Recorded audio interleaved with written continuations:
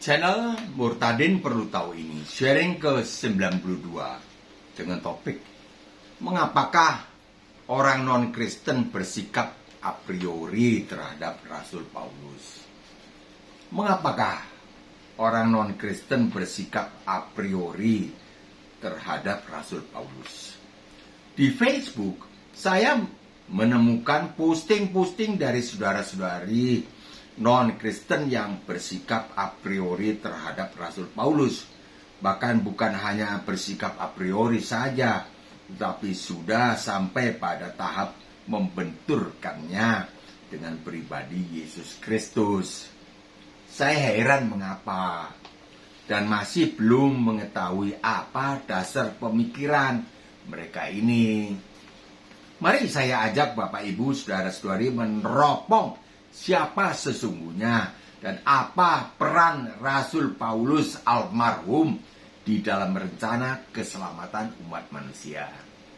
Sebenarnya kisah berikut ini sudah sangat populer. Kita baca kembali kisah para rasul pasal ke-9. Beliau semula bernama Saulus yang menentang Yesus Kristus, bahkan membunuhi para pengikut Yesus Kristus.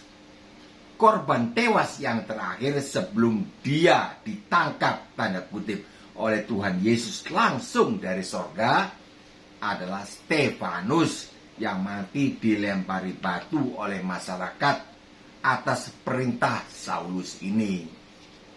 Kisah 9 ayat 3. Dalam perjalanannya ke Damsyik, ketika Saulus sudah dekat kota itu, tiba-tiba cahaya memancar dari langit mengelilingi dia. 4. Dia rebah ke tanah dari keledainya atau dari kudanya, dan kedengaranlah olehnya suatu suara yang berkata dari langit, "Saulus, Saulus, mengapa engkau menganiaya aku?" 5. Jawab Saulus, "Siapakah engkau, Tuhan?" Kata Tuhan Yesus dari sorga, "Akulah Yesus yang kau aniaya itu." Ya, kalau dari sorga tentu dari atas sebutannya adalah Tuhan. Kalau dari sesama orang yang sesama penunggang kuda, tentu Tuan. "Siapakah engkau ya Tuan?" Kalau sesama penunggang kuda yang bersuara tadi. Tapi ini suara dari sorga, dari langit. Tentu Saulus menjawab, "Siapakah engkau Tuhan?" Kata Tuhan Yesus dari sorga, "Akulah Yesus yang kau aniaya itu." Tuhan Yesus juga rendah hati sekali ya. Mestinya akulah Tuhan Yesus yang kau aniaya itu. Tidak. Akulah Yesus yang kau aniaya itu. Ayat 6. Tetapi bangunlah dan pergilah ke dalam kota. Ini perintah Tuhan Yesus. Di sana akan dikatakan kepadamu apa yang harus kau perbuat. Perintah kepada Saulus. Dan seterusnya. Kisah ini memberi pengetahuan kepada kita informasi di mana Saulus mengalami kebutaan selama 3 hari. Lalu ditunjuk langsung oleh Tuhan Yesus dari sorga menjadi rasul dan berubah nama menjadi Rasul Paulus. Dan berubah juga sikapnya terhadap Tuhan Yesus. Dulu memusuhi beliau, sekarang menjadi rasulnya Tuhan Yesus yang dipilih. Selanjutnya tertulis di Kisah Para Rasul pasal 9 ayat 15, terjadi dialog antara Tuhan Yesus dari sorga dengan salah satu murid bernama Ananias. Dialognya dari sorga, ya sama seperti sekarang ini. Tuhan Yesus langsung berdialog dengan orang-orang yang dikunjungi oleh beliau di rumahnya atau di sana di daerah Arab di mana sedang mengadakan ritual agamanya. Jadi Ananias ketakutan ketika disuruh melayani Saulus yang dikenal sebagai pembunuh pengikut Tuhan Yesus. Nah, ini terjadi dialog. Jadi sabda Tuhan Yesus kepada Ananias, Kisah Para Rasul pasal 9 ayat 15. Orang ini, Saulus, adalah alat pilihan bagiku untuk memberitakan namaku, nama Yesus, kepada bangsa-bangsa lain, ya, termasuk bangsa Indonesia, serta raja-raja dan orang-orang Israel. 16. Aku sendiri, Yesus, akan menunjukkan kepadanya betapa banyak penderitaan yang harus ia tanggung karena namaku.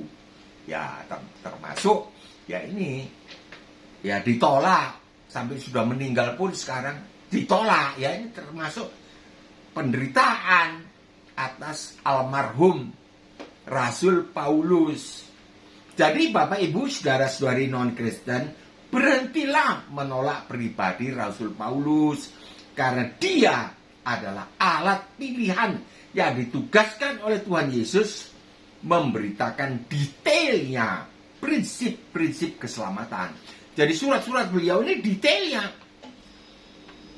Sebetulnya keselamatan itu sudah disabdakan langsung oleh Tuhan Yesus yang menampil sebagai Pak Yesus di Matius 5:17. Aku datang bukan untuk mengampuni dosa.